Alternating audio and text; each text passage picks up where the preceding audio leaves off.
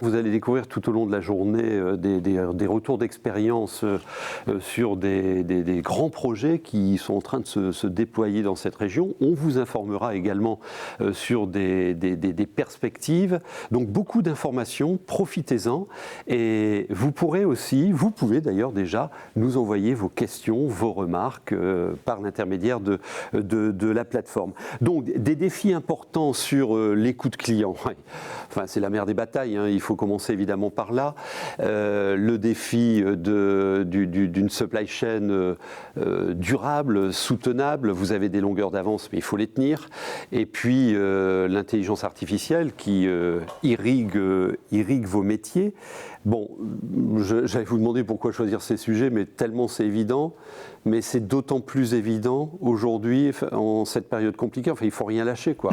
Effectivement. Et les trois sujets qu'on va étudier aujourd'hui, je dirais, se répondent les uns avec les autres, comme vous l'avez bien dit. Ouais. D'abord les chargeurs qui doivent être au cœur comme vous disiez, de toutes les démarches, puisque c'est par eux et c'est en écoutant collectivement au niveau de la région leurs besoins, leurs problématiques, qu'on peut réussir à avoir des chaînes de transport qui vont être pertinentes et donc compétitives en réalité. Mmh. Et puis dans les deux autres tables rondes sur le numérique et l'environnement, on verra que ce ne sont plus des sujets du futur maintenant, c'est vraiment des sujets au présent, avec beaucoup de choses qui se développent. Et qui se concrétise aujourd'hui. En fait. Ouais, et on veut aussi faire tomber des a priori que nombre d'entre vous, et c'est bien normal, vous pouvez avoir. Alors Norlink, création récente, vous avez déjà une belle feuille de route. Comment vous voulez servir ces indispensables révolutions que nous allons explorer aujourd'hui ? Je dirais qu'en premier lieu, c'est par la collaboration et la coopération entre tous les acteurs de notre fédération. On est maintenant une centaine d'adhérents au sein de la fédération et de ces 3 associations qui traitent du transport de marchandises. Mmh.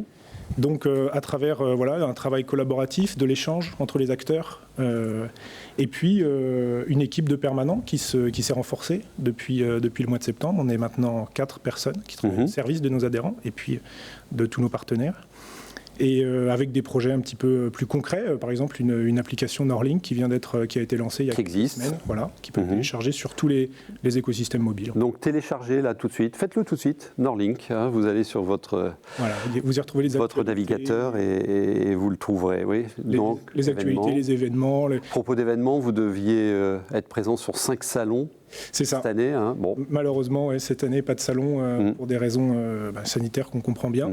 Donc, comme c'est un des sujets qui a initié la démarche Norlink, il faut qu'on se réinvente aussi, même en tant qu'association, évidemment, pour apporter des choses à notre service. Restez là encore quelques minutes, le temps d'accueillir notre grand témoin, parce qu'après Fabien va être à la manœuvre pour recevoir vos questions. Donc tout au long de notre journée, sur ces 3 rendez-vous, vous pouvez nous envoyer questions, remarques par l'intermédiaire de la plateforme. Allez-y, et on essaiera d'en traiter le maximum au fil de l'eau et utiliser aussi ce chat pour échanger. Je ne sais pas si vous avez l'idée de partager un fichier, un dossier, un projet, n'hésitez pas, la ligne est ouverte et elle est pour vous. Nous avons le grand plaisir d'avoir avec nous Lamia Kerdouj Belkaïd, qui est la secrétaire générale de la Fédération européenne des ports et qui sera notre grand témoin. Bonjour madame, bienvenue. Bonjour. Bonjour. Alors, on vous entendra régulièrement au cours de nos 3 rendez-vous. J'aurai évidemment plein de questions à vous poser. Carte d'identité rapide de la fédération, parce que ça pèse, plus de 1220 entreprises en Europe. Qu'est-ce que vous représentez ? Alors, bonjour à tous. Je suis ravie d'être parmi vous, même je dirais en ligne et non pas à Lille. J'aurais aimé venir, mais effectivement, les choses sont un peu compliquées en ce moment. Alors, la Fédération européenne des opérateurs privés. J'insiste beaucoup là-dessus, puisque nous représentons en fait l'ensemble des acteurs privés qui interviennent dans les ports. Donc, il y a énormément d'entreprises qui sont en charge de la manutention, bien sûr, portuaire, mais aussi des acteurs autres qui sont dans l'enceinte portuaire et qui évoluent. FEPORT, c'est, comme vous le disiez, 1225 entreprises, dont certaines ont un périmètre mondial. Comme vous voyez, nous avons 85% des acteurs mondiaux portuaires privés qui sont aussi au sein de la FEPORT pour la partie européenne de leurs activités. FEPORT représente aussi des entreprises, comme je le disais, privées qui ont investi 56 milliards d'euros ces 10 dernières années. Donc, c'est un montant d'investissement énorme. Ouais. Et je l'explique plus tard, c'est pas uniquement de l'investissement. Donc, c'est pas en infrastructure, c'est en superstructure, donc c'est tout l'équipement portuaire, mais aussi tous les véhicules et les connexions intermodales. On y reviendra plus tard. Et le dernier chiffre que je commenterai, vous voyez les autres, c'est en fait, nous sommes le premier employeur portuaire européen, puisque nous avons donc 390 000 dockers qui sont employés par les entreprises de FEPORT.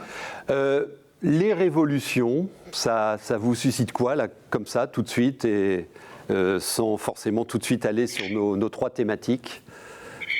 Alors, la révolution, chez FEPORT, depuis maintenant à peu près 3-4 ans, nous avons initié toute une réflexion à Bruxelles, mais aussi auprès de l'ensemble des pays où nos membres sont implantés. Nous sommes en pleine 4e révolution industrielle. Donc la révolution, ça nous parle chez FEPORT, puisque nous ne sommes plus uniquement un silo isolé. Nous avons la prétention et l'ambition de dire que nous sommes justement un point de jonction entre différents mondes, et donc la révolution et les trois thématiques que vous abordez aujourd'hui nous parlent complètement. Nous sommes en pleine révolution. Alors, vous restez avec nous, parce que dans cette 4e révolution industrielle, la supply chain est devenue, s'impose, est devenue stratégique, et vos métiers sont évidemment stratégiques. Donc, on aura le plaisir d'avoir votre regard, votre commentaire sur tout ce que nous allons partager au cours de cette journée. Et on va enchaîner avec notre premier rendez-vous fondamental, la mère des batailles, l'écoute client.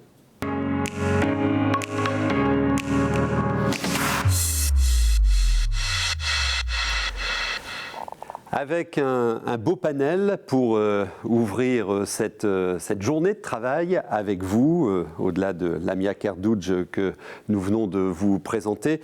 Nous aurons le plaisir d'accueillir Romain Binard, Philippe Damas et Frédéric Chabas, Philippe de Thor et Noël Valabrègue. Vous avez leur pédigré et leur représentation à l'écran, et je vous les présenterai de toute façon au fur et à mesure de notre rencontre. Alors, on va vous rendre compte d'études, de baromètres très importants pour vos métiers, mais juste avant, quand on parle d'écoute client, je voudrais poser la question à Frédéric Chabas. Vous êtes président du Club des chargeurs Hauts-de-France.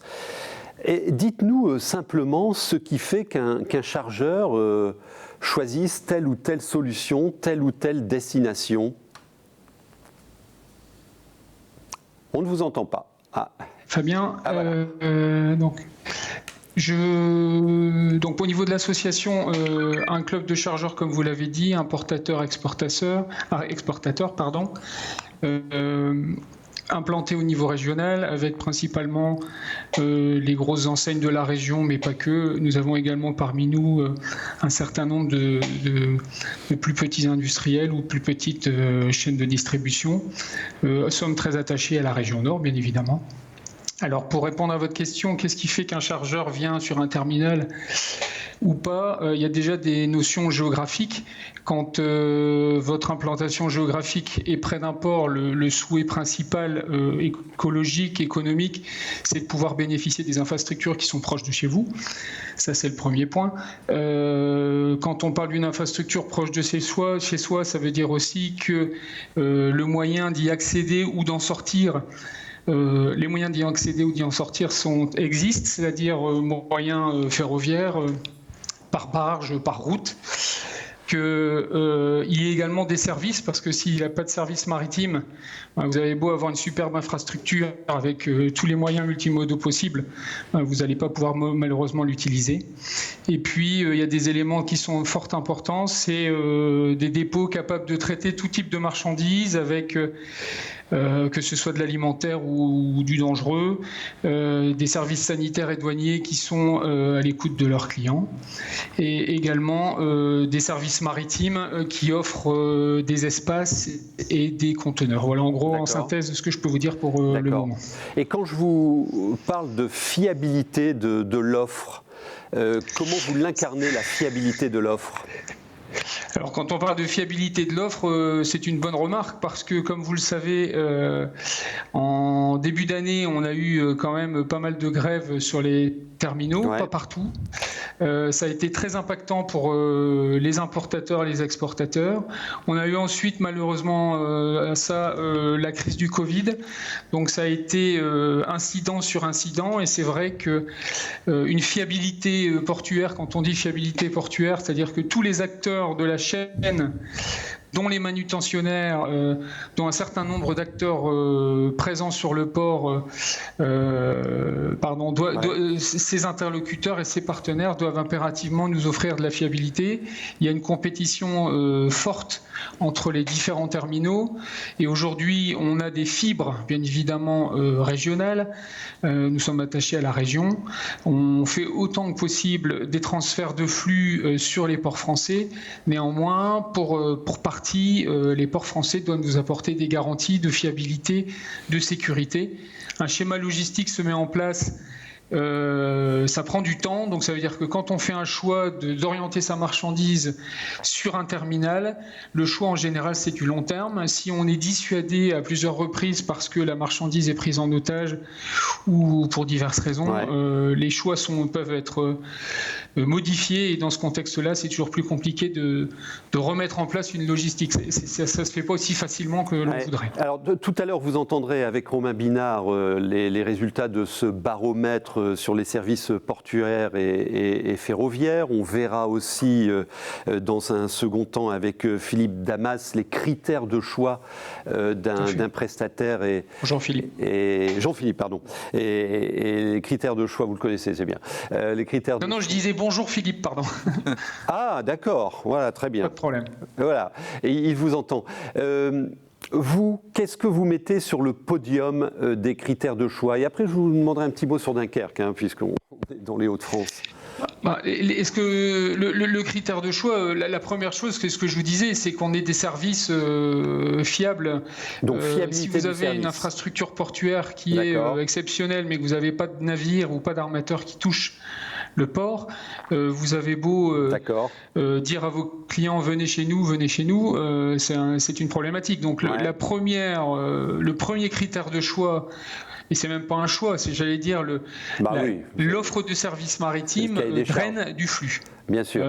Après, une fois que ce flux est drainé, il y a un certain nombre de composants qui font que le flux est maintenu. D'accord. Alors, c'est un peu la poule et l'œuf, parce qu'on peut dire si on n'a pas l'infrastructure, on n'a pas les navires, et si on n'a pas les navires, on ne peut pas avoir l'infrastructure. Ouais. Mais globalement, c'est très fortement lié. Et le service maritime drive du flux. Vous me demandiez de parler de Dunkerque, je vais en parler un petit peu avant. Sur la donnée de Dunkerque, aujourd'hui, au vu des services offerts par le port, la relation qu'on peut avoir en tant que client, quand je dis client, c'est là au niveau du club, et même au niveau de chacun de nos adhérents, une relation privilégiée avec l'organisme portuaire. On a capacité à faire entendre nos souhaits et on arrive à discuter. Ça, c'est fort important. D'accord. Il faut savoir qu'au niveau du club des chargeurs, Fabien Beclin tout à l'heure, c'est important. Pardon, excusez-moi. Non, je disais le ensemble dont parlait Fabien Beclin, ça le fait là, a priori. Oui, bien sûr, tout à fait. Ouais. Fabien, on se connaît de longue date. Dites-moi, Frédéric Chabas, vous ne m'avez pas encore parlé du prix.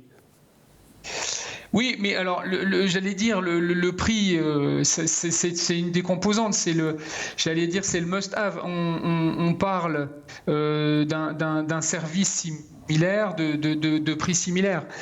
Quand on expédie ou quand on reçoit une marchandise via une infrastructure portuaire, bien évidemment, c'est le coût complet qui va rentrer en compte.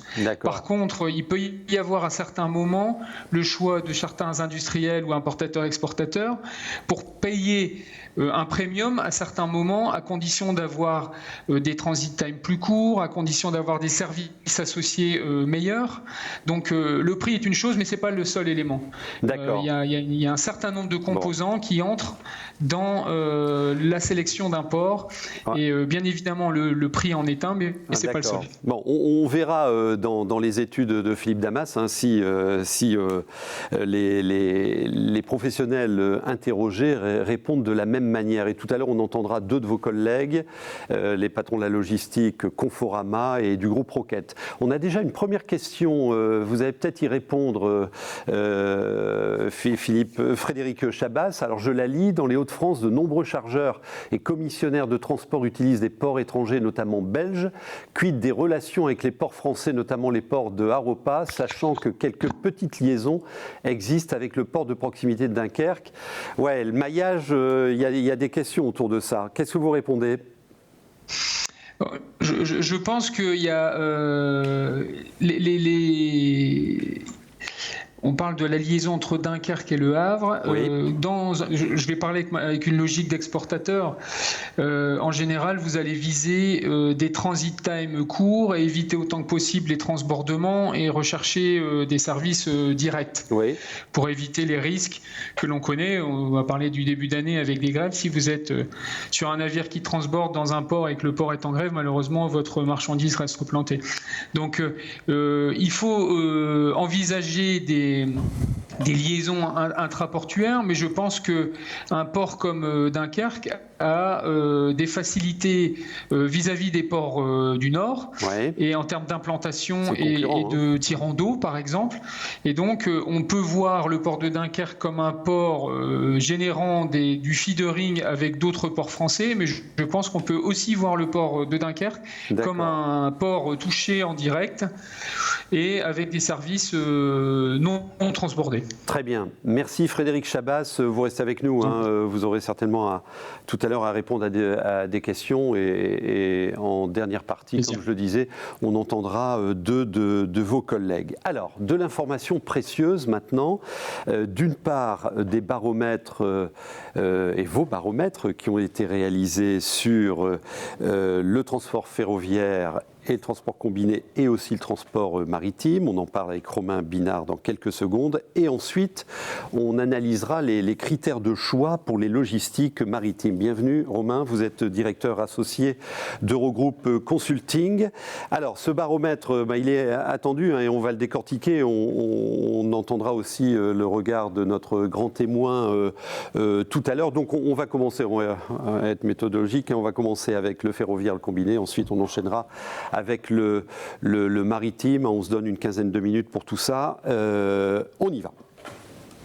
Tout d'abord, bonjour à toutes et à tous. Merci à Norlink pour l'invitation. Donc c'est avec plaisir que je viens présenter donc, ces deux baromètres. Comme vous l'avez dit, on commence par le baromètre sur le fret ferroviaire. Donc ce baromètre existe depuis 2012 et son objectif, c'est de donner la parole finalement aux chargeurs pour recueillir leur perception sur ce mode de transport. D'accord. On les interroge sur 5 dimensions, qui sont la répartition modale, l'organisation du mode ferroviaire, la lisibilité du fret ferroviaire, leur satisfaction en tant que client, la qualité de service, et enfin le report modal et les perspectives d'évolution pour ce transport ferroviaire. D'accord. La méthodo ? La méthodo, assez simple, c'est un questionnaire donc, cette année qui a été adressé aux chargeurs en tout début d'année. Donc, comme le rappelait M. Chabas, c'était une période compliquée en France avec des mouvements sociaux. Et il est réalisé en partenariat avec la SITL, qui est le Salon international de transport et logistique, et un ensemble de membres de COPIL. Donc, on connaît tous l'AFRA, l'UIC, TLF, SNCF Réseau, le GNTC, l'AUTF, France Chimie, l'Institut de commerce, UTP et Objectif OFP. Donc réalisé de janvier à février, juste avant le début de la crise, mais on la sentait déjà, on la vivait déjà.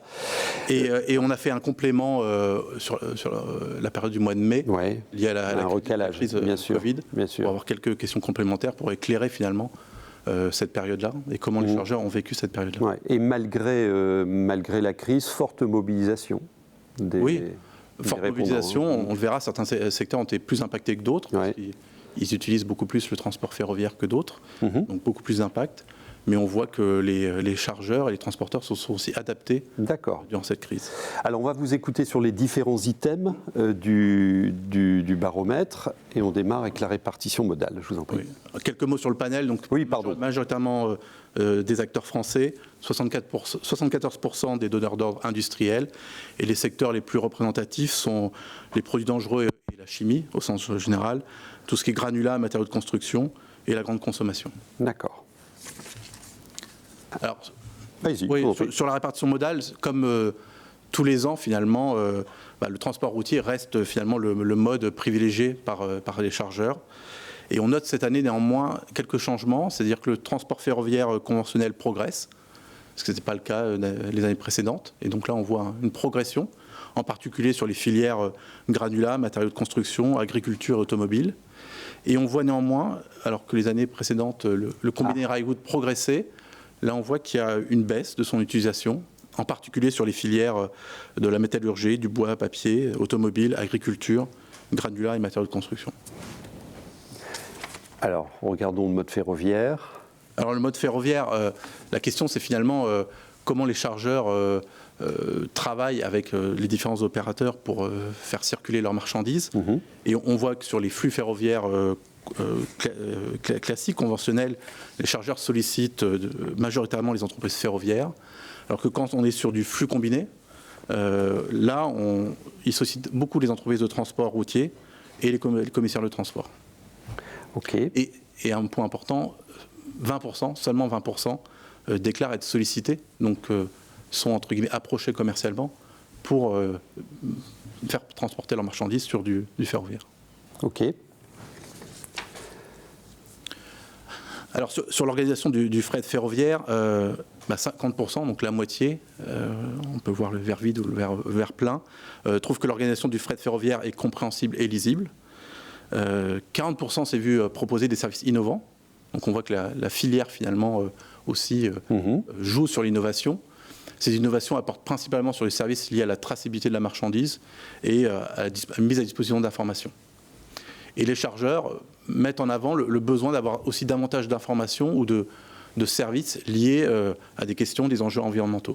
Bien sûr, chacune des offres est maintenant challengée sur ce sujet, d'où notre deuxième rendez-vous de 11h, très important. Ce n'est plus un nice to have, c'est un must have. Exactement. Alors, sur le conventionnel et le combiné, qu'est-ce que dit le baromètre? Alors, sur les offres de transport ferroviaire, donc là, les chargeurs sont plus critiques, puisqu'ils jugent que ces offres ne répondent pas à leurs besoins. Ils sont assez critiques sur le ferroviaire conventionnel, un peu moins sur le flux combiné. Mais on voit bien que le rapport entre la demande des chargeurs et l'offre proposée aujourd'hui ne coïncide pas avec les attentes des chargeurs. D'accord. Alors, deuxième volet, pas des moindres, satisfaction client, qualité de service. Vous avez des bonnes nouvelles? Alors, bonne nouvelle, les chargeurs nous disent cette année, nous ont dit en 2020 que leur niveau de satisfaction a augmenté. D'accord. Sur l'ensemble des transports, plus particulièrement sur le fluvial et le transport routier. Et le transport combiné rail-route enregistre aujourd'hui un taux de satisfaction de 60%. Donc ce qui est important et ce qui est une belle performance. Donc de manière générale, oui, la satisfaction client a augmenté cette année. Ok. Qualité de service. Bon, bravo.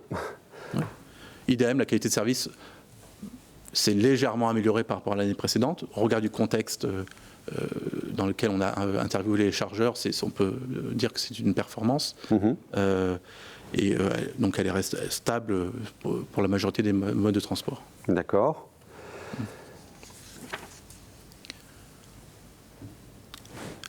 Ensuite, sur les critères finalement qui sont le plus améliorés pour les chargeurs cette année, c'est l'accès aux interlocuteurs responsables. Donc c'est finalement avoir ce contact avec les entreprises qui organisent les flux logistiques.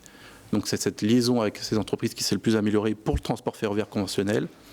Et c'est la qualité de service pour le combiné rail-route. Donc ça fait écho avec ce qu'on a vu précédemment. D'accord, très bien.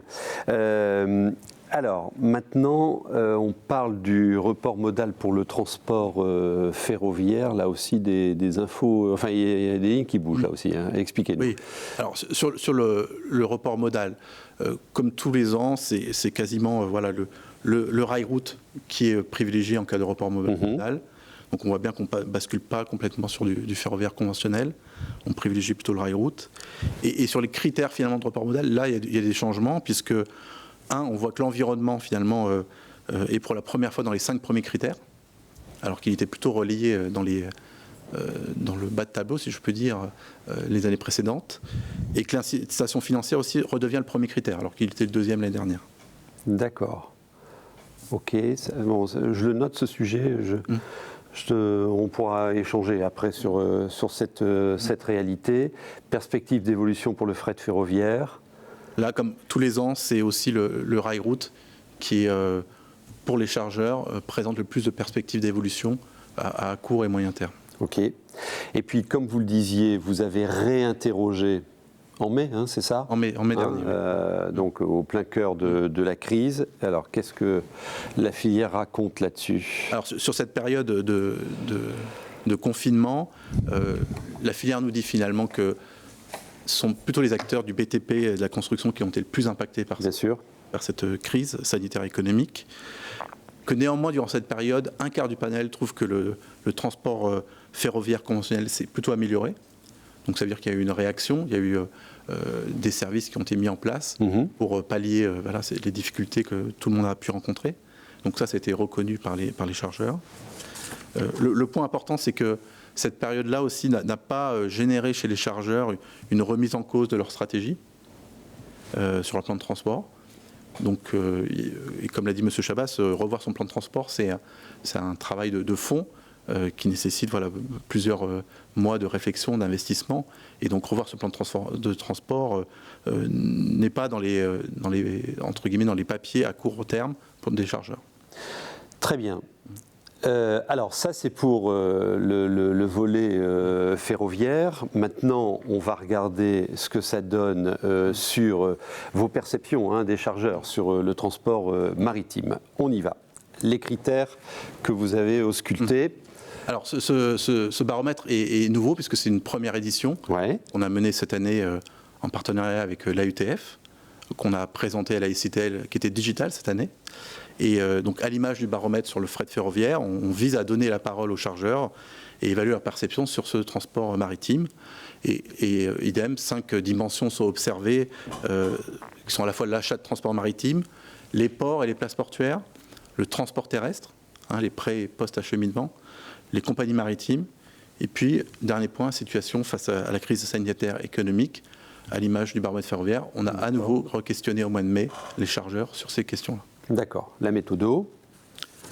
La méthodo, donc une consultation, première consultation réalisée de janvier à février 2020 et une seconde consultation en mai-juin liée à la crise sanitaire. D'accord. Donc on a un panel qui est majoritairement représenté d'acteurs français. C'est un panel qui est à la fois importateur et exportateur, un point important pour les flux. Et les secteurs les plus représentés sont ceux de l'agroalimentaire, l'industrie de la chimie et la distribution. D'accord. Je fais une petite parenthèse pour dire que parmi celles et ceux qui sont avec nous, il y a des invités de toute l'Europe, de 7-8 pays d'Europe, et aussi des professionnels africains qui nous écoutent aujourd'hui. Et bienvenue à vous tous, bien évidemment. Alors, que dit le panel ? Alors, le panel sur l'utilisation finalement des ports nous dit une chose importante, c'est que 93% du panel utilise au moins un port français. Et on voit que le panel, finalement, utilise plusieurs ports, qu'ils soient en France ou à l'étranger. Et le port le plus utilisé reste le port d'Anvers. Voilà. Derrière, Suez, Europa, Marseille, Rotterdam et Dunkerque. D'accord. Et un point important, voilà, c'est qu'on voit que les chargeurs, finalement, ne sont pas monoports, mais utilisent plusieurs ports pour traiter leur chaîne logistique. Ouais. Il est intéressant votre podium là, sur le top 3 des critères pour le choix d'un port par rapport à ce qu'on disait en introduction avec le président. Donc présence des compagnies maritimes. Oui. L'un des deux pour la logistique est assez sévère là-dessus tout à l'heure, vous l'entendrez. Mais le coût du fret arrive en deuxième position. Hein. Non, mais on est timoré sur ce sujet-là, mais c'est ce sujet-là qui compte aussi, quoi. Hein. C'est à la fois la présence des compagnies maritimes, le coût et ce qu'on appelle l'excellence opérationnelle, c'est-à-dire toutes les opérations maritimes portuaires qui sont gages finalement de performance des chargeurs. Et le just-in-time dont on parle sans arrêt est en troisième position, n'est qu'en troisième position. Hein. OK. Alors Dunkerque. Parce qu'il y a encore du boulot pour charger à Dunkerque, mais il y a des atouts là, c'est ça qui est intéressant. Voilà, alors sur la satisfaction, ce qu'on note, c'est que 67% du panel sont globalement satisfaits des places portuaires français. On parle de places portuaires et pas de ports. Et c'est vrai que quand on regarde dans le détail, on voit que Dunkerque, en termes de niveau de satisfaction, est au-dessus des autres places portuaires françaises. D'accord. Et à la même image, sur la qualité de service, on voit que là aussi, en termes de qualité de service, les chargeurs plébiscitent, entre guillemets, la place portuaire de Dunkerque. D'accord. Donc, un fort plébiscite sur Dunkerque qui a les meilleurs KPI de satisfaction et qualité de service. Oui. J'aurais tendance à dire, il n'y a plus qu'à. Enfin... Il n'y a plus qu'à. Est-ce que Dunkerque est un modèle comprendre voilà, quelles ont été finalement les actions, les mesures mises en place à Dunkerque pour que ce niveau de satisfaction et cette qualité de service soient au rendez-vous et reconnu par les chargeurs. Bien sûr. Parce que c'est un point important. Et est-ce qu'il y a des mesures à mettre dans les autres ports ? Très bien. Les axes d'amélioration ? Alors, les axes d'amélioration, donc, ils sont liés finalement à la période où on a interviewé les chargeurs, hein, janvier, février. Et donc les trois axes sont principalement sur les opérations maritimes et portuaires, hein, sur ce qu'on peut appeler les basiques, ce qu'une place portuaire peut offrir, c'est-à-dire la fluidité du passage de la marchandise, l'accueil des navires et le traitement des marchandises. D'accord. Et ce qui est aussi important dans ce questionnaire, c'est qu'on voit bien que les enjeux environnementaux et de nouveaux services arrivent finalement en fin dans les critères. Mais à mon avis, c'est lié finalement à la période sur laquelle on a interviewé les chargeurs. Et ils nous disaient, en gros, ce qu'on a besoin avant tout, c'est que ça fonctionne. Il faut faire efficace, quoi. On ne se pose pas de questions, il faut faire efficace. Ayons un double regard sur ces résultats, hein, vu cette année quand même extraordinaire. OK. Un dernier point sur le transport routier qui tient toujours la corde. Alors, le pré- et post-acheminement est clé pour les places portuaires et les ports. Hein. C'est souvent la bataille qui se gagne sur la terre. Et on voit bien que en matière de pré- et post-acheminement, c'est le transport routier qui est privilégié par les chargeurs. Et ça fait le lien avec le baromètre sur le fret ferroviaire. Mais 20% d'entre eux ont aussi recours finalement au rail-route, au combiné rail-route. Et le point important, c'est qu'ils ont pour un quart des enjeux et des engagements finalement de report modal. D'accord. Vers le transport ferroviaire ou vers le transport fluvial. D'accord. On voit qu'il y a quand même une marche un chemin qui s'engage vers plus de report modal, vers des modes entre guillemets plus environnementaux. Si vous aviez à retenir 2-3 étonnements de ce baromètre fait dans des conditions inédites sur un secteur qui souffre, c'est quoi ? Le premier qui m'a interpellé, c'est que, on ne l'a pas vu dans les résultats ici, mais les chargeurs ont finalement une influence importante sur le choix du port. Ah ? Oui. Je le note ça. Hein. Monsieur Roquette, il dit non, mais on l'écoutera tout à l'heure. D'accord. Ils disent, voilà, on influence sur le choix du port, on influence sur le mode de transport terrestre. Et donc, pour les ports et les places portuaires, les chargeurs sont de véritables clients qu'il faut, entre guillemets, aller voir, démarcher, convaincre, pour passer dans leur place portuaire. D'accord. Très bien. Et l'autre point, mais lié à la période actuelle, c'est que les chargeurs rappellent que les fondamentaux doivent être au rendez-vous dans les places portuaires pour pouvoir faire passer leurs marchandises. Très bien. Ok. Est-ce qu'il y a une question immédiate sur ces informations précieuses? Alors, la question. Les investissements des plans de relance vont-ils permettre de répondre aux enjeux cités par M. Binard? Donc, Bruno Le Maire, sortez de ce corps et répondez-nous. Alors, c'est une bonne question.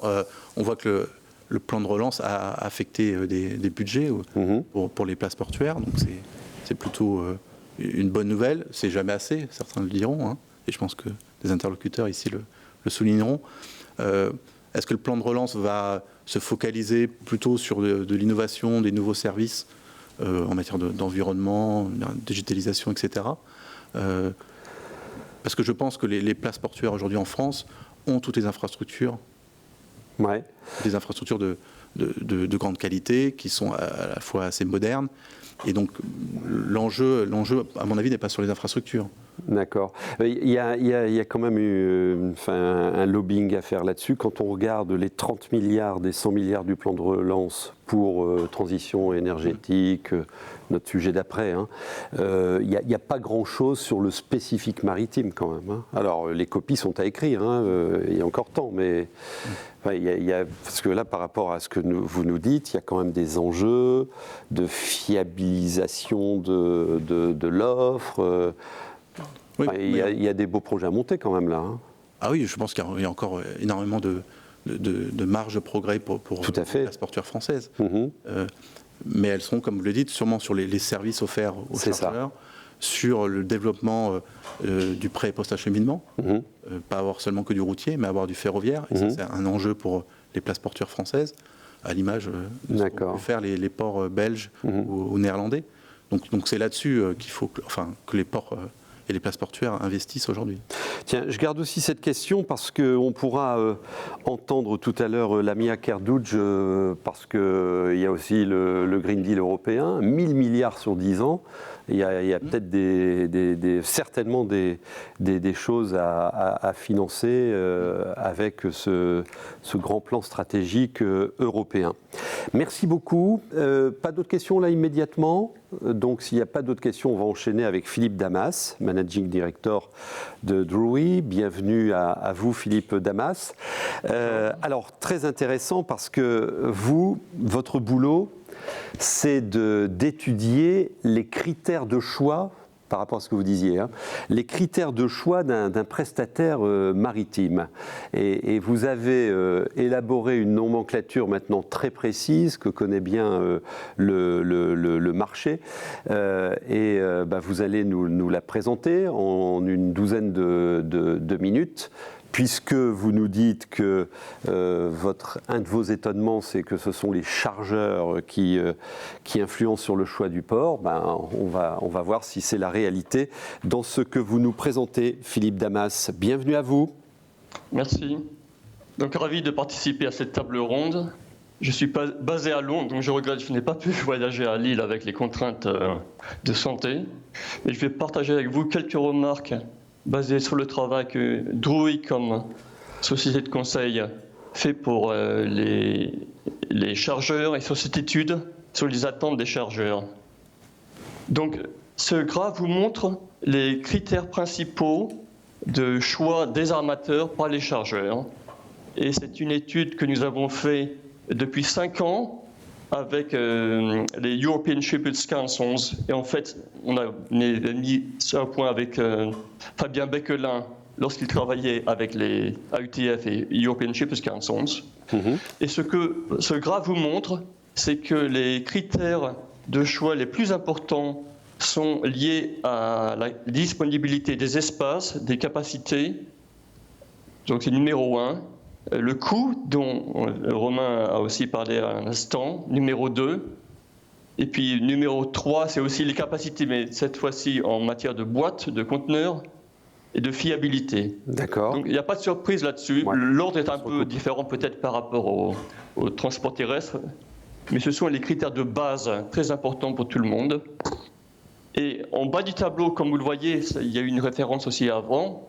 Donc le développement durable, aujourd'hui, n'influence que de manière minoritaire les choix des chargeurs. Il est important de noter aussi qu'il y a donc des éléments comme le prix, comme les transit times et d'autres éléments qui sont plus difficiles à cerner quand on fait un appel d'offres. Et donc il y a aussi des multiples critères pour lesquels il est soit facile, soit difficile de trouver vraiment des bons indicateurs d'offres des armateurs. Et c'est pour cela qu'il y a des techniques, lorsqu'on fait un appel d'offres, il faut faire une sorte d'optimisation des choix pour savoir quel critère devient le plus important pour les choix finaux des armateurs et lesquels sont, comme on a dit tout à l'heure, nice to have plutôt que must have. OK. OK. Donc ça, ce sont les attentes. Après, ce que je voulais partager avec vous, c'est quelle est la réalité. Donc on vient de voir que la fiabilité, c'est très très important, mais dans le marché de cette année, ce qu'on a vu, c'est l'inverse. Donc il y a eu des centaines de ce qu'on appelle cancel sailings, d'annulation de voyage.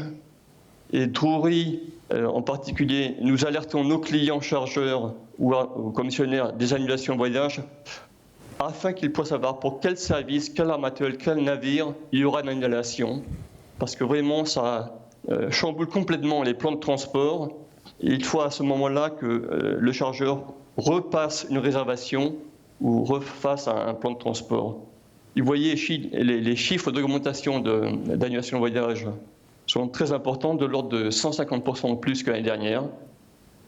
Et c'est un problème qui continue à ce jour. Les chiffres, comme vous le voyez, étaient très importants jusqu'en juillet. Septembre, il y a eu des annulations assez basses, heureusement. Ça a repris en octobre à cause du Golden Week, comment, je ne sais pas, on est en français, semaine d'or des vacances des Chinois. Oui.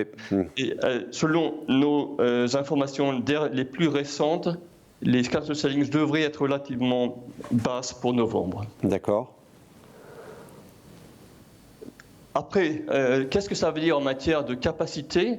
Donc, comme je l'indiquais auparavant, capacité navire, c'était le critère numéro 1. Et à cause de la crise liée au virus Covid, les capacités navires, et là je regarde seulement entre l'Asie et la Méditerranée et l'Asie et le Nord-Europe, ces capacités ont chuté de manière dramatique en avril et en mai, et à ce jour commencent à reprendre. Mais au jour d'aujourd'hui, sur la base de nos rapports Cancel Sailings Weekly Insight, ces capacités sont toujours inférieures à l'année dernière pour la Méditerranée et un peu supérieures à l'année dernière pour le Nord-Europe. Donc il y a une satisfaction partielle. D'accord ? Et puis bien sûr, le coût, c'est très important. Là, ça va dans la mauvaise direction pour les chargeurs parce que les taux de fret, et là je regarde seulement les taux de fret du marché spot, pas du marché contrat annuel. Comme vous le voyez, les chiffres 2020, qui sont en bleu foncé, sont nettement supérieurs à ceux de l'année dernière, en vert. Et donc les taux de fret du marché spot ont augmenté de à peu près 80% entre les chiffres récents 2019 et 2020, et à peu près 86% de la direction Europe vers la Chine. Donc des augmentations très très importantes qui sont difficiles à faire passer si vous devez expliquer ça à votre patron en matière de crise de Covid. Ouais. Et si vous voulez, on peut parler plus tard des raisons pour lesquelles il y a ces taux de frais, mais je simplifie un peu.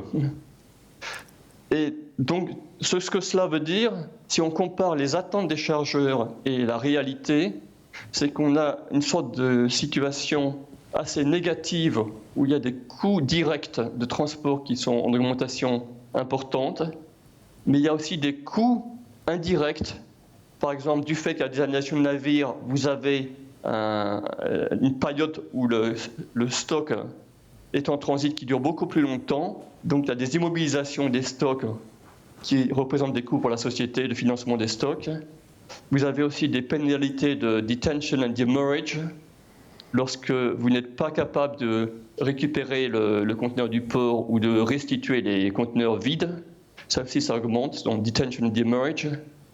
Et du fait que les réservations sont souvent annulées aussi ou ne sont pas acceptées, il y a un coût administratif pour repasser les réservations, soit de matière interne chez le chargeur, soit via un commissionnaire de transport.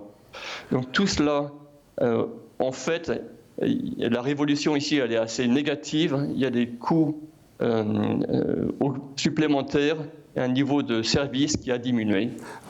Bien sûr, en partie à cause du Covid, mais pour nous, ça devient un problème très important pour nos clients chargeurs. Il devient de plus en plus important, nous pensons, de suivre de beaucoup plus près tout ce qui est confirmation de réservation, tout ce qui est incidence de rollovers ou de laisser à terre, et tout ce qui est les annulations de navires et la fiabilité des navires. On peut s'arrêter quelques secondes, enfin quelques temps qu'il faut là-dessus, Philippe Damas, parce que c'est les chiffres implacables que vous nous présentez font un peu froid dans le dos, un delta de plus 19 points. Est-ce que vous avez des données sur les mois à venir? Qu'est-ce qui peut se passer? On charge moins, ça coûte beaucoup plus cher. Enfin, on est en train de faire les comptes d'exploitation 2021. Qu'est-ce qu'on doit écrire à la ligne fret? Donc, pour ceux qui chargent sur le marché spot, il devrait y avoir une diminution l'année prochaine quand les capacités reviennent complètement. Ouais. Donc ça, c'est un bon message. Mais pour ceux qui travaillaient avec des contrats annuels, ceux-là n'ont pas été ajustés. Et une fois qu'ils reviennent pour le renouvellement annuel, là, je pense que les chargeurs vont devoir, en 2021, budgéter pour 10-20% d'augmentation des taux de fret. Entre plus 10 et plus 20% d'augmentation. Hein. Wow. C'est chaud, hein? En moyenne, ça dépend bien sûr, ou des géographies. Bien sûr. Bon, vous allez rester avec nous parce qu'il y aura certainement beaucoup de questions là-dessus. Alors, un dernier point hyper important, et prenez le temps là, sur le monitoring des performances, parce que c'est le but de notre journée. Où sont les sources de progrès? Qu'est-ce que votre enquête nous dit? Alors, cela dépend vraiment des capacités internes des chargeurs, parce que les très grandes sociétés qui ont des systèmes performants et où leurs systèmes sont connectés les uns aux autres, les systèmes de réservation logistique, Transport Management Systems, et les systèmes de Enterprise Resource Planning, je ne sais pas comment on dit en français, de gestion des productions, ceux-là sont capables d'avoir vraiment un suivi avec communication avec les prestataires très poussé, où eux-mêmes sont capables, en recevant de bonnes données, de suivre les performances. Mais ça, c'est vraiment une minorité des chargeurs. Après, vous avez beaucoup de chargeurs qui n'ont pas de système performant, et donc il y a des solutions qui sont données par des sociétés de logiciels. Mais en fait, nous travaillons aussi sur le suivi des performances, les manières de mettre ça en place. Et on s'aperçoit que les gens ont beaucoup de mal aujourd'hui à intégrer différents systèmes, qu'il y a différentes filiales. Donc, au jour d'aujourd'hui, les données ne sont pas disponibles, il y a très peu de systèmes disponibles. Donc c'est pour ça que nous avons un projet qui est radical et innovant, peut-être pas révolutionnaire comme vous parliez tout à l'heure, mais où on demande à tous ceux qui sont intéressés de partager les résultats, les expériences qu'ils ont en matière de Key Performance Indicators au sein d'un groupe de travail commun de chargeurs, et ce qui permettra aux chargeurs de savoir, par exemple pour cette donnée, la fiabilité ou l'acceptation des commandes, est-ce que je dois accepter de mon prestataire 80% ou 85% ou 90%, et de cela avoir ça aussi par prestataire. Donc ça leur permettra de gérer beaucoup mieux leurs prestataires, de savoir est-ce qu'ils peuvent pousser pour leur demande de service ou est-ce qu'ils obtiennent déjà des bons résultats. D'accord. Clair. Alors, restez avec nous. On va débriefer. J'aimerais bien que vous discutiez un peu tous les deux. Tout à l'heure, on entendra, donc on va débriefer aussi avec Lamia Kerdouj et on entendra ensuite un importateur, un exportateur qui vont nous raconter la vraie vie. Et puis, vos questions aussi tout de suite.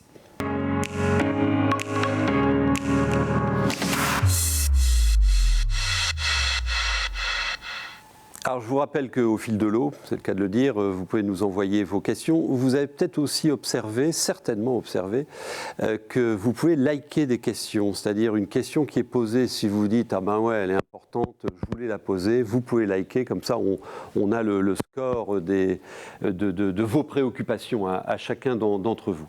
Alors, je vais demander à la régie si des questions sont arrivées. Est-ce qu'on peut en mettre une première à... Oui, il y en a beaucoup, me dit-on. Donc, alors, quel retour sur l'offre fluviale vous, et ensuite on entendra Philippe Damas, oui. Romain Binard.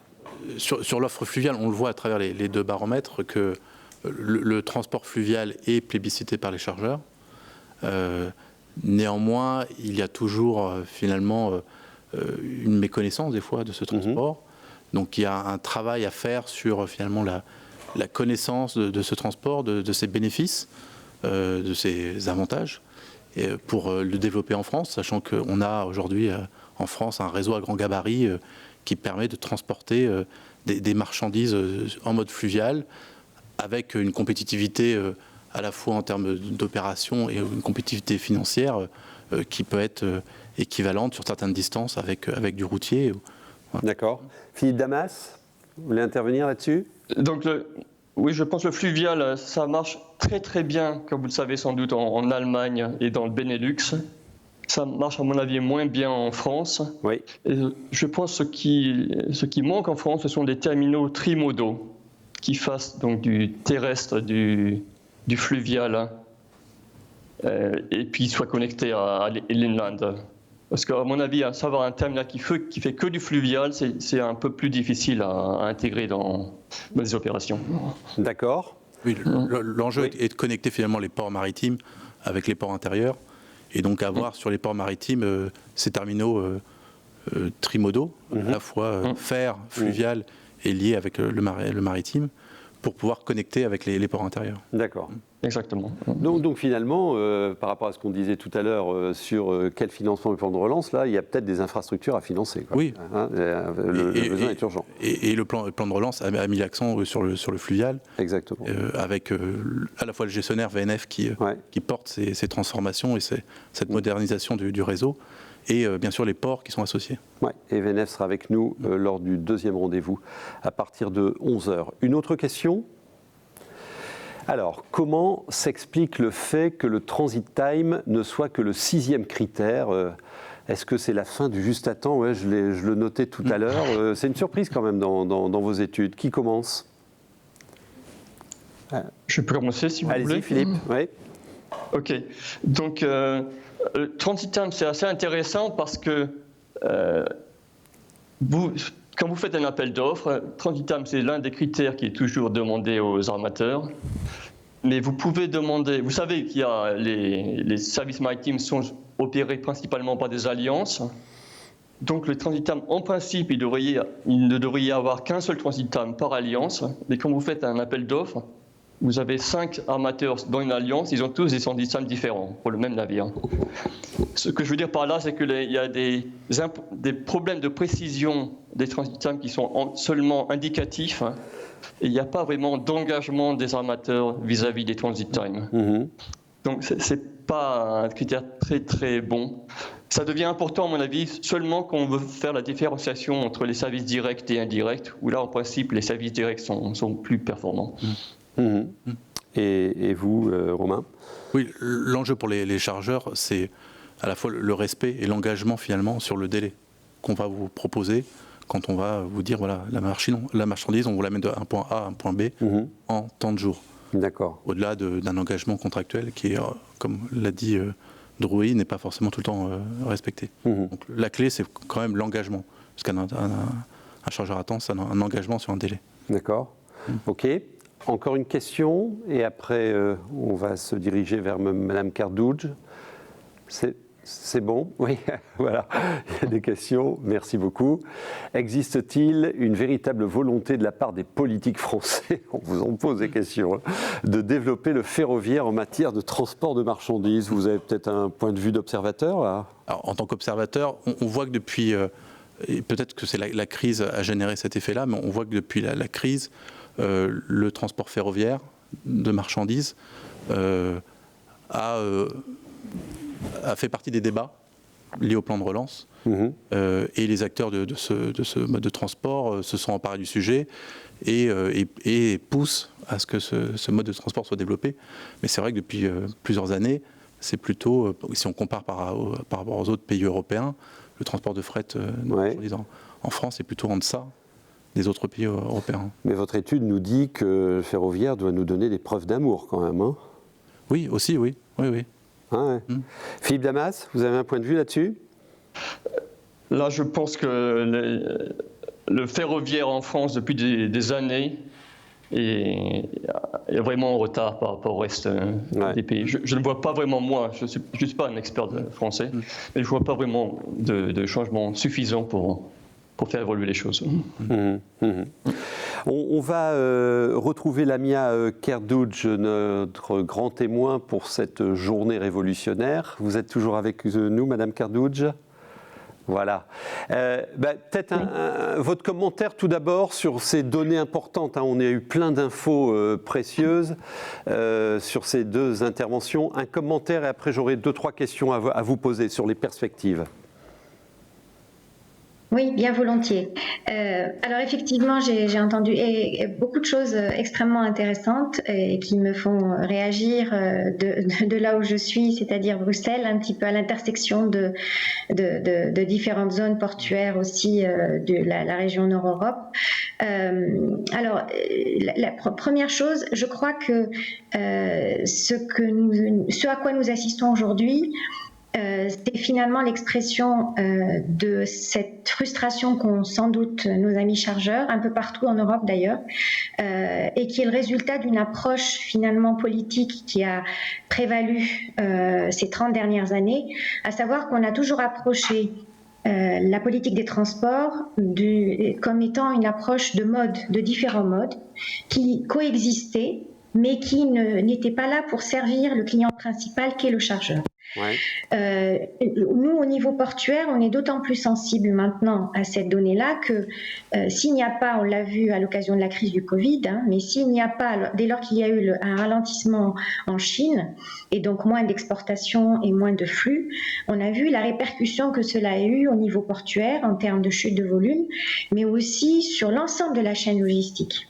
Donc je crois que ma première réaction, je crois que c'est une excellente nouvelle si enfin, au niveau de toutes les politiques, pas uniquement nationales mais au niveau européen, on reconnaît que la raison première de l'existence de l'ensemble des modes de transport et leur vocation première, c'est de servir le client, qui est le chargeur.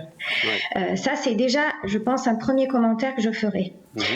Ensuite, la deuxième chose qui, moi, me fait réagir aussi, c'est que tous les ports, il y a une concurrence interportuaire qui est extrêmement forte en Europe. Toute la politique européenne en matière portuaire a visé ou en tout cas a fait tout pour que cette concurrence soit extrêmement forte. Mais nous oublions que les ports tout seuls ne peuvent pas faire de miracle si le transport maritime n'est pas fiable et si tout l'ensemble des modes en aval, aussi du mode maritime, ne sont pas fiables. Donc au final, tout ceci est un écosystème qui doit travailler ensemble.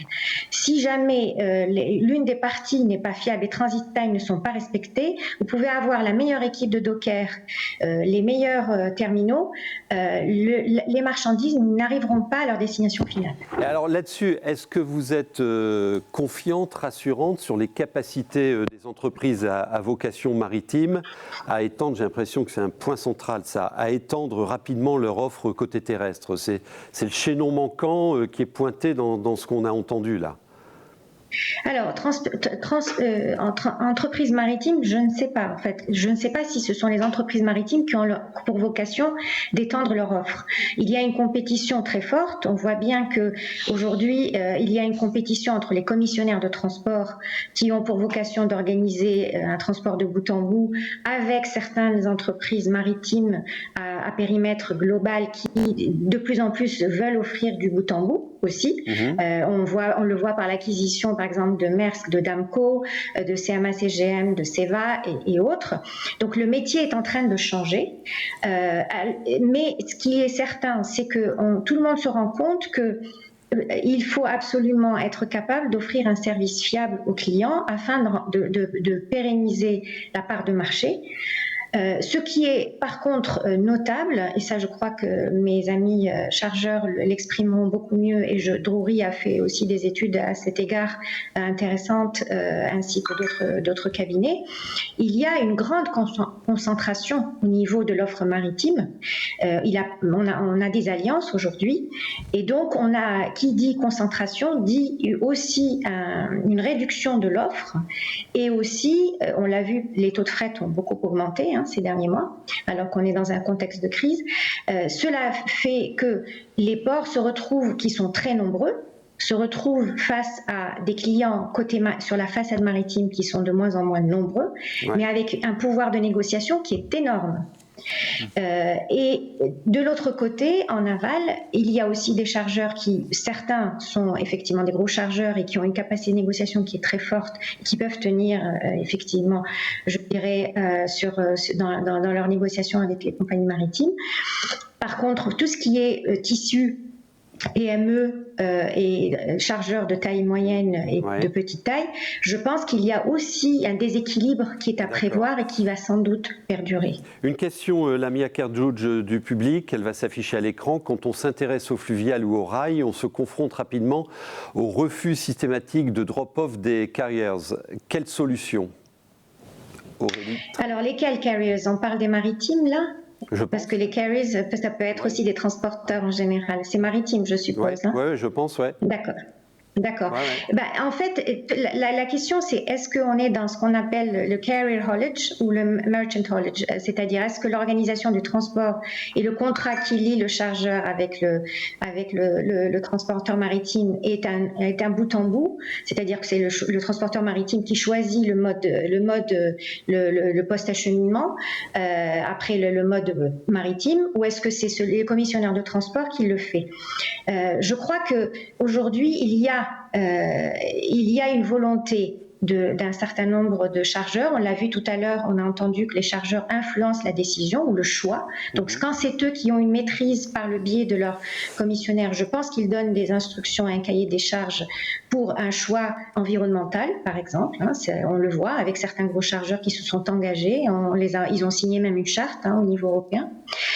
Lorsque c'est un choix qui incombe au transporteur maritime, il est clair que lui va aller vers le mode où il va avoir des marges qui seront intéressantes. Donc c'est pas systématiquement un mode alternatif. Le critère sera sans doute un critère de prix. Mais ça, je crois qu'il faut interroger les armateurs, ils seront à même de répondre. Encore deux questions rapidement. La première, l'activité est en baisse, donc moins de revenus pour les ports et les opérateurs. C'est quoi le climat social des troupes aujourd'hui qui ne travaillent pas beaucoup ? Alors, je crois qu'il faut reconnaître une chose, et moi je tiens à saluer l'ensemble de la communauté docker au niveau européen, parce que nous avons, et il faut le dire et il faut le répéter, pendant la crise du Covid que nous connaissons encore, mais aussi lorsque la crise a commencé en mars, il y a eu un engagement partout, dans tous les ports européens, de continuer le service. C'est-à-dire qu'il faut leur reconnaître à tous un sens du devoir qui a vraiment été là et qui continue à l'être. Il n'y a pas eu de rupture, je tiens à insister là-dessus, s'il n'y a pas eu de rupture d'approvisionnement dans l'ensemble des supermarchés en France et ailleurs, c'est aussi grâce au docker. Parce qu'on parle beaucoup du transport maritime, mais il ne faut pas oublier que tout ce qui a transité par les ports européens est arrivé. Donc ça, c'est une première chose chose que je souhaiterais dire.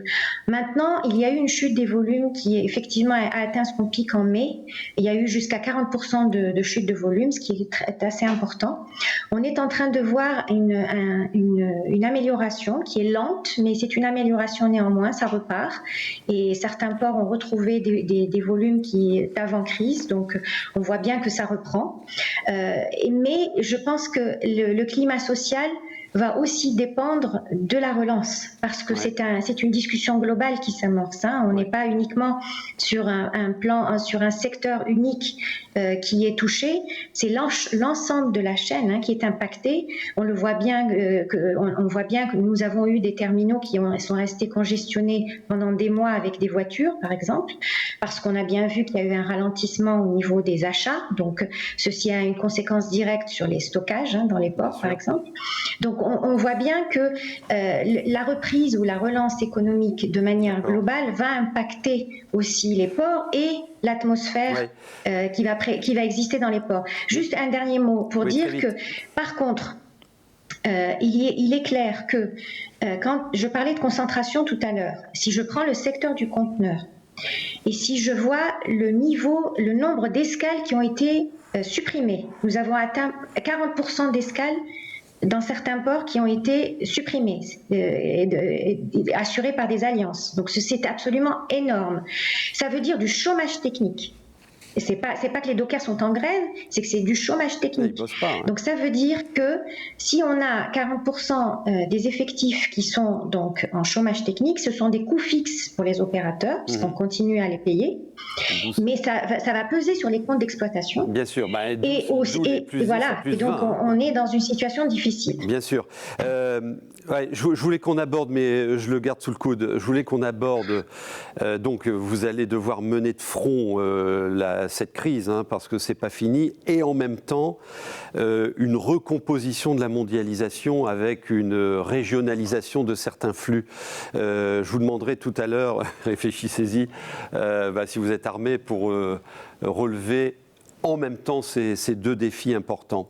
Bienvenue à Philippe Détour et Noël Valabrègue. Vous êtes avec nous, messieurs. Philippe Détour, vous êtes spécialiste du transport oversize chez Rocket. Donc voilà un exportateur. Et Noël Valabrègue, directeur achat et transport chez Conforama France. Tiens, je vous donne une minute à tous les deux pour commencer, pour peut-être réagir aussi à ce que vous avez entendu depuis le début de notre rencontre. On commence avec vous, Monsieur Détour.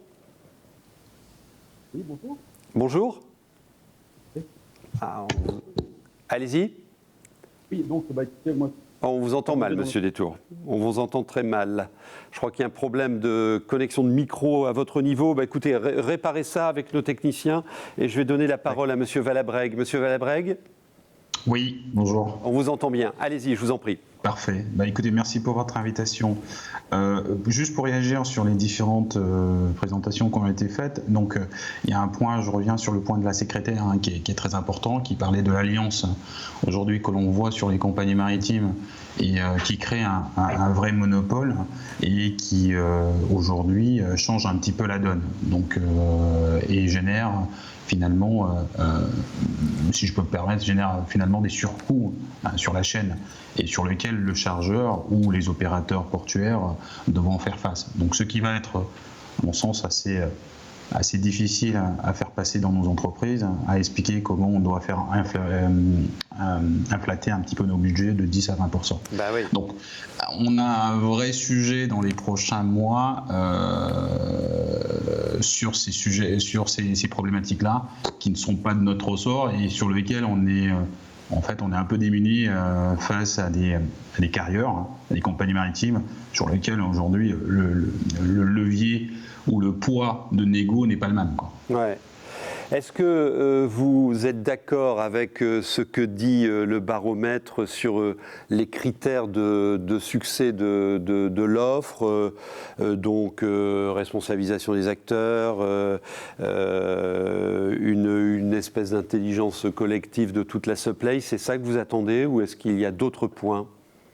Non, la responsabilisation elle est très importante. Donc elle est importante dans le sens où aujourd'hui, dans une chaîne, il faut qu'on soit capable, tous acteurs que nous sommes, d'avoir entre nous ce qu'on peut appeler une convention de service ou un Service Level Agreement, qui permet de savoir aujourd'hui qui est responsable de quoi et comment aujourd'hui je transfère en fait cette responsabilité sur les acteurs de la chaîne. Donc il est important parce que ça permet derrière de pouvoir aussi mesurer les performances et de pouvoir améliorer toute la chaîne. Et aujourd'hui, quand on regarde sur la plupart des chaînes et celles qui nous concernent aujourd'hui, on est souvent démunis sur les différentes milestones, on est souvent démunis sur cette notion de responsabilisation ou cette notion de convention de service qui devrait exister entre les acteurs. On a retrouvé Philippe Detour.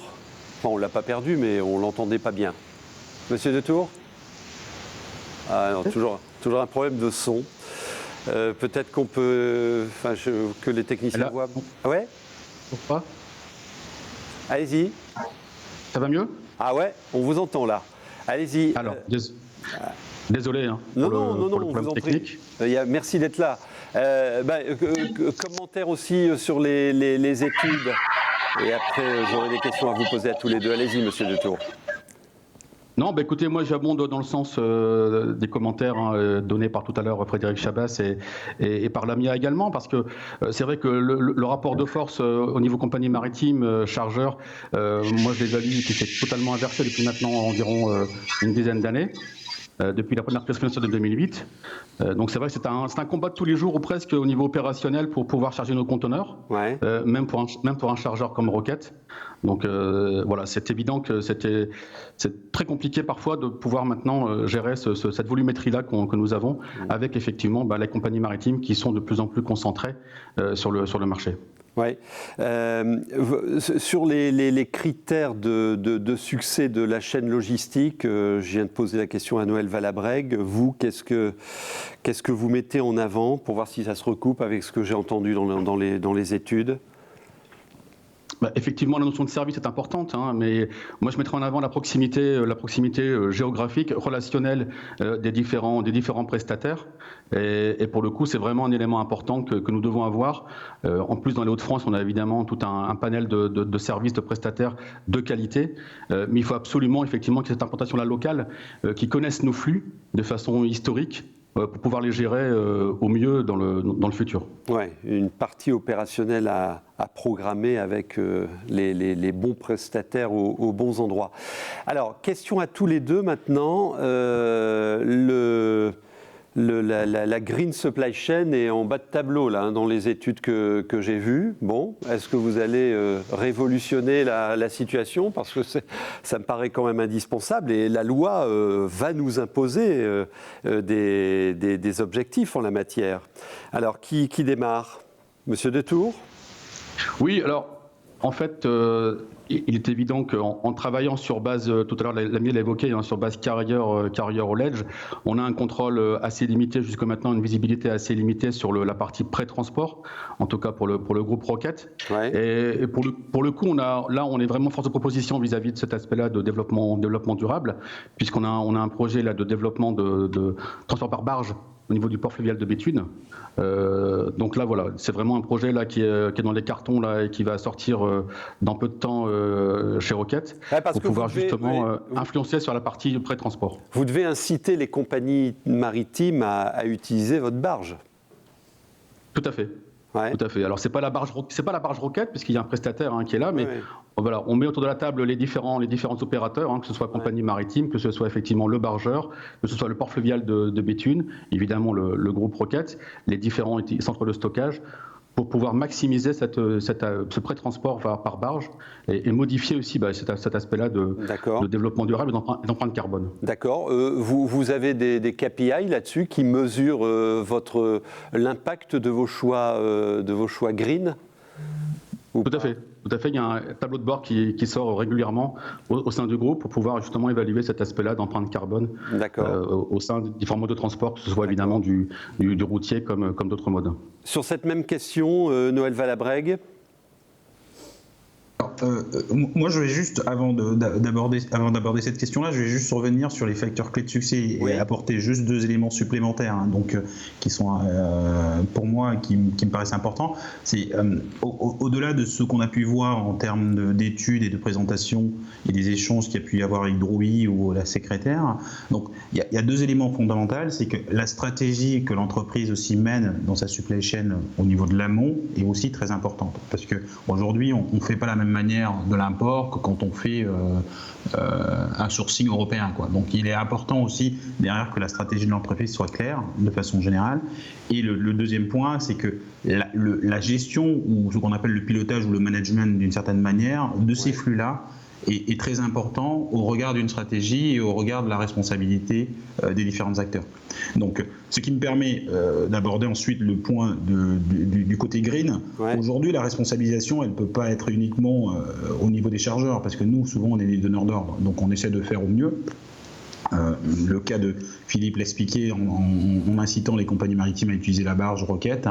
Donc nous, on est amené à faire la même chose via un prestataire, d'inciter les compagnies maritimes à utiliser de la barge ou à utiliser du train.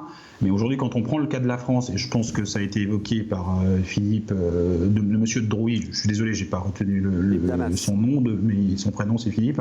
Donc c'est qu'en France, il y a un choix sur le trimodal ou le multimodal qui a été pas vraiment conduit ces dernières années. Et aujourd'hui, quand on prend Le Havre, quand on prend Dunkerque, quand on prend Fos, on est assez démunis en matière de multimodal. Donc même si on a la volonté de le faire, c'est un peu un parcours de combattant, quoi, pour le faire. Donc on est souvent obligé à un moment ou à un autre de faire de la route. Parce qu'on n'a pas assez d'alternatives en multimodal. Et par ailleurs, aujourd'hui, on l'a vu avec le maritime, quand on a les transit times qui s'allongent, quand on a la fiabilité qui n'est pas au rendez-vous, quand aujourd'hui sur les ports, on met 3 jours pour décharger un navire, c'est pas pour incriminer les ports, ce genre de choses. Donc après, on peut pas se permettre non plus de faire du multimodal parce qu'on a besoin d'avoir la marchandise dans nos magasins. Parce qu'un des phénomènes qu'on perçoit depuis la sortie du Covid, c'est qu'aujourd'hui, tous les clients sont au rendez-vous en magasin. Et la plupart des magasins, la plupart des retailers aujourd'hui sont démunis en termes de stock. Donc il y a un autre enjeu qui est important, quoi, qui est de mettre du produit en magasin. Romain Binard vous écoute tous les deux. Bon, il y a le curseur à mettre entre je vais à l'efficace et je vais à l'efficace et puis je suis volontariste sur les engagements green. Vous avez un commentaire ? On voit bien qu'on a le réflexe du camion qui est le plus flexible, plus souple. Et donc c'est le mode qui est privilégié quand on fait des prêts et post-acheminement vers les places portuaires. Et ce qu'expriment les chargeurs, voilà, c'est d'avoir une offre sur les autres modes. Et je rejoins ce qui a été dit, les modes ne doivent pas s'opposer. Parce qu'il faut avoir une approche sur l'ensemble des modes. Et chaque mode a des avantages et des inconvénients. Et sur les différentes chaînes logistiques qu'on peut exercer, les modes peuvent apporter des solutions. Bien sûr, c'est les mix qui comptent. Qu'il faut avoir. C'est les mix qui comptent, ouais. Mais la question et le point soulevé par les chargeurs de dire sur le fluvial, sur le ferroviaire, on n'a pas suffisamment d'offres et donc on ne peut pas mettre nos marchandises sur ces modes-là. C'est aux opérateurs de développer cette offre.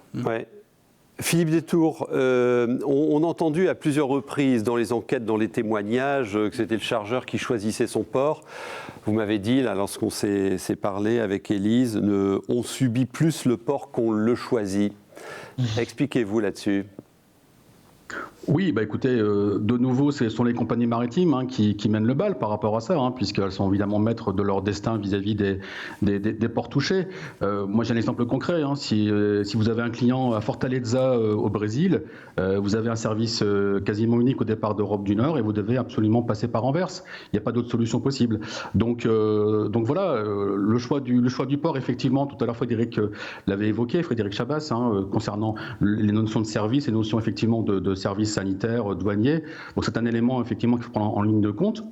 Mais majoritairement, on subit presque la décision vis-à-vis des ports touchés par rapport au service maritime, par rapport au schedule, par rapport au transit time. Donc, encore une fois, voilà, les chargeurs sont parfois, entre guillemets, pieds et poings liés vis-à-vis de cette situation-là. D'accord. Noël Valabrègue, sur cette question. Ah, pardon, il y a une question du public. Pourquoi certains chargeurs ne passent pas par Dunkerque? Ah, ça allait être ma question d'après. Alors que vous le savez, nous sommes fiables, c'est surtout le prix qui compte. Franck, j'arrive pas à lire son nom. Merci Franck. On l'aborde dans 2 minutes. Je voudrais juste sur le choix des solutions entendre aussi Noël Valabrègue là-dessus. Il est cash Philippe de Tours sur cette question. Je rejoins Philippe. Donc c'est vrai, aujourd'hui c'est plutôt des choix par défaut. Donc sur les ports, on est un peu, même si on souhaite utiliser plus Dunkerque, au Le Havre, au Fos, on est forcé de constater à un moment donné, on répond à une offre de service que fait les compagnies maritimes. Vous répondez à la question de Franck. Un choix par défaut. Vous répondez à la question de Franck. On va la réafficher à l'écran. Pourquoi vous ne passez pas par Dunkerque? Car vous le savez, nous sommes fiables. Mais on passe par Dunkerque. On passe par Dunkerque. Quand le service maritime est là, on passe par Dunkerque. Il y a même des services de feedering entre Dunkerque et Anvers, par exemple, pour une compagnie que je ne citerai pas, mais qu'on utilise. Donc Dunkerque, en plus, géographiquement, en l'occurrence, je parle pour le groupe Rocket, est fortement intéressant, de par l'usine de l'Etrem, de par les sites de stockage. Donc au niveau même coût d'approche, on est effectivement favorisé à passer par Dunkerque, mais il faut que les compagnies maritimes viennent à Dunkerque. Dunkerque est un port magnifique, avec des investissements qui ont été faits, avec des gens du port que je connais également et qui sont des grands pros du maritime. Mais les compagnies maritimes doivent venir. Et il y a la concurrence effectivement du Havre, il y a la concurrence surtout des ports belges. Donc c'est parfois compliqué. Mais on aime Dunkerque, je peux vous l'assurer. D'accord. Alors, c'est pas prévu, mais si quelqu'un autorisé du port de Dunkerque nous écoute et qu'il a envie de nous dire quelque chose de précis là-dessus, parce que vous avez ces études qui nous disent premier de la classe. En termes de fiabilité, qualité de service, relation client. Et puis. Et social. Et le social. Et social également. Exactement, et le social. Et puis, il y a des marches à franchir. Comment? Si quelqu'un veut nous appeler, ils nous font signe et on va essayer de les connecter. Noël Valabrègue sur Dunkerque. Alors, oui, je répondrai à Franck que oui, Dunkerque, en termes économiques, est intéressant. Dunkerque est un port fiable, on est d'accord. Mais aujourd'hui, quelle est l'offre intégrée que propose Dunkerque? Aujourd'hui, nous, c'est plutôt ça notre sujet. Parce qu'aujourd'hui, si je prends les sujets de multimodal dont on parlait, c'est que Dunkerque, on est fiable, on arrive, puis après, on a que du train, on a que de la route, on n'a pas de barge. Je sais qu'il y a un sujet sur l'axe Seine-Nord qui est prévu. Donc, c'est plutôt les solutions de post-acheminement qui sont intéressantes pour nous. C'est une offre intégrale qu'il faut que Dunkerque intègre. Donc, c'est pas simplement de dire qu'on est fiable et qu'on est économiquement intéressant. C'est quoi l'offre intégrale? Aujourd'hui, vous, concrètement, vous utilisez Dunkerque en complément du Havre. C'est quoi les volumes? Nous, oui, on utilise Dunkerque et ça depuis maintenant plus de 5 ans. Et le choix qui a été fait de passer à Dunkerque, c'était par rapport à cette question de fiabilité, par rapport à cette question économique dont faisait allusion Franck et dont parle Philippe, et que c'était une alternative au port du Nord. Pour se dire qu'à un moment donné, le port de Dunkerque peut être un vrai acteur sur le range nord en termes de services maritimes. Donc on l'utilise depuis 5 ans, mais je sais que Dunkerque avait lancé son projet Cap 21. Je ne sais pas aujourd'hui où on en est sur ce projet-là, avec beaucoup de belles initiatives derrière, donc sur de la digitalisation, sur la productivité du port. Je pense qu'il faut aller sur cet axe-là, parce que c'est le meilleur moyen que le port ait sa renommée et joue le rôle qu'il doit jouer sur le range nord. Ouais. Lamia Kerdouj, une question, la question que je posais tout à l'heure, que j'ai vu là à plusieurs reprises dans le fil des questions. Donc le défi de la crise, c'est clair, et en même temps le défi de la recomposition de la mondialisation. Enfin, il y a une demande des clients d'une régionalisation de l'offre. Comment vous voyez les choses? Qu'est-ce qui se passe? Quelles sont les réponses? Alors, effectivement, je pense qu'à la faveur de la crise que nous traversons, mais aussi de ce qui se passe de manière beaucoup plus macroéconomique depuis que la Chine a ralenti, la question de la mondialisation se pose à plusieurs niveaux. D'abord parce qu'on se rend compte qu'il y a une volonté politique, même si elle va être sans doute un peu plus compliquée à mettre en œuvre, mais on sent bien que certaines entreprises sont en train de relocaliser. Pas uniquement pour des raisons, je dirais, politiques, mais aussi parce qu'elles se sont rendues compte que, effectivement, le coût du transport peut être onéreux quand on prend en compte le pré- et le post-acheminement, plus les délais, plus la fiabilité, etc. Donc, certaines ont relocalisé, par exemple, par rapport à des destinations très éloignées en Asie, elles sont revenues en Europe de l'Est. Donc, ça, on voit très clairement des choses qui s'amorcent de ce point de vue-là.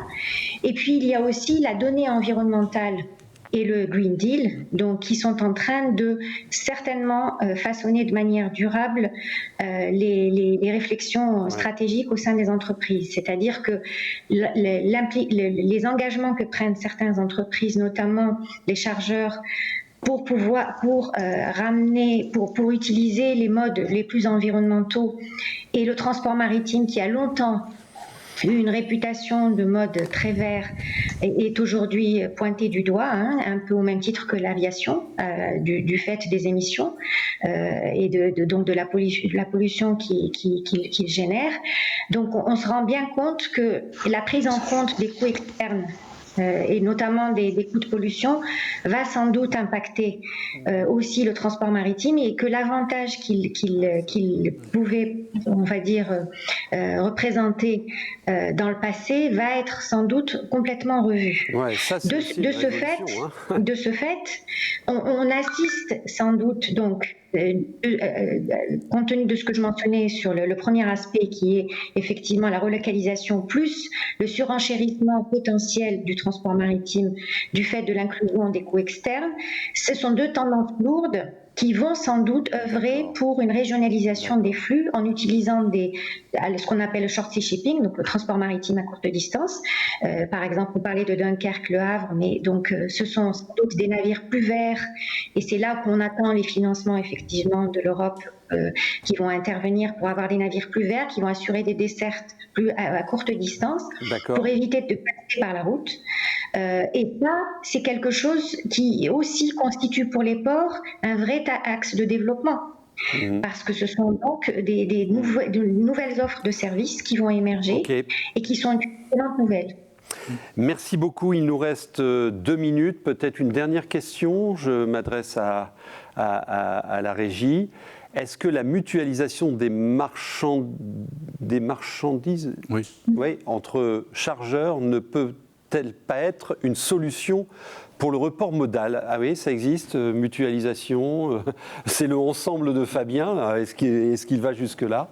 Oui. Alors, les chargeurs travaillent sur ces projets-là de mutualisation, à la fois sur les allers et les retours. C'est-à-dire que je peux partager avec un autre chargeur, je fais l'aller, l'autre chargeur fait le retour. Et ça existe dans le monde fluvial, et il y a des projets qui se développent là-dessus, et ça permet de gagner en compétitivité sur ces transports-là. Et il y a aussi la mutualisation de marchandises. On fait des trains mutualisés, on peut faire des camions mutualisés. Donc oui, c'est une piste qui permet d'avoir une meilleure compétitivité sur le transport. Ouais. Très bien. Allez, encore une question, si vous en avez une, mais vraiment la dernière pour cette session. Après, on se retrouve à 11h, bien évidemment. L'incitation financière a été citée comme un des critères prioritaires pour le report modal. Quel serait le niveau idéal pour que les chargeurs basculent leur flux? Je donne la parole aux chargeurs, là, peut-être, messieurs Détour, Valabrègue, vous répondez à la question? Qui veut prendre la parole? Monsieur Détour ? Oui, écoutez, tout va dépendre effectivement de la volumétrie, des opérationnels. Voilà, c'est une question assez vague pour y répondre en détail, parce qu'il y a beaucoup d'éléments, beaucoup de paramètres à devoir prendre en ligne de compte. Donc, voilà, encore une fois, nous, au sein du groupe Rocket, on démarre cette démarche-là. Donc c'est un peu compliqué, mais c'est effectivement un élément important de ces aides-là qui sont sur le marché, que ce soit avec les VNF ou d'autres partenaires. Donc c'est effectivement très important pour nous de pouvoir bénéficier de ces aides-là, et c'est un élément très moteur dans la démarche. Monsieur Valabrègue ? Alors oui, l'incitation financière est toujours intéressante pour des entreprises comme les nôtres, parce que bon, à un moment donné, c'est le coût qui drive aussi nos sociétés, mais il faut qu'on ait en tête le service, parce que on peut avoir une incitation financière intéressante, mais par ailleurs, ça a d'autres effets collatéraux sur toute la chaîne. Donc voilà, donc il faut une prise en compte générale, globale, comme le dit Philippe. Il n'y a pas qu'une notion d'incitation financière, quoi. Romain Binard, j'ai bien aimé la dernière intervention de Madame Kerdouj. C'est vraiment ça où j'ai l'impression qu'il va y avoir une recomposition globale de l'offre, accélérée par la crise et challengée évidemment par les chargeurs. Qu'est-ce que l'on peut retenir qui pourra nourrir le prochain baromètre pour voir si on a des deltas positifs sur la satisfaction du client ? Moi, je partage le fait que cette crise, finalement, va générer des opportunités. Et on le voit déjà avec les institutionnels qui mettent en place ce plan de relance, avec plusieurs millions qui seront attribués à la mer, au transport. Donc ces opportunités-là, il faut, entre guillemets, que tous les acteurs s'en saisissent. Et ce n'est pas seulement les ports qui feront évoluer les choses. Je pense que les chargeurs, dans leur filière, voire en interfilière, doivent être force de proposition pour proposer des projets, des mesures assez concrètes, en disant voilà, qu'est-ce qu'on a besoin finalement pour passer à Dunkerque, pour passer au Havre, pour utiliser mieux Fos, pour utiliser mieux les ports de l'Atlantique. Et c'est à eux, finalement, avec les institutionnels, d'orienter finalement ces millions d'euros qui vont être affectés au plan de relance sur des projets qui vont concrètement générer de la valeur et faire bénéficier les places portuaires françaises. Voilà votre défi révolutionnaire, mesdames, messieurs. Il y a une notion d'urgence aussi pour se mettre autour de la table, mais vous le faites déjà. Merci pour votre participation, votre attention également. On retrouvera Lamia Kerdouj dans notre deuxième rendez-vous qui démarrera à 11h. Il va falloir qu'on s'explique là, parce que alors on va être dans du concret sur les énergies alternatives que l'on déploie pour votre secteur, avec des retours d'expérience très intéressants. On va parler évidemment du sacro-saint hydrogène, et puis aussi l'utilisation de GNV. Tout ça, ça marche. On en parle à partir de 11h. À tout à l'heure.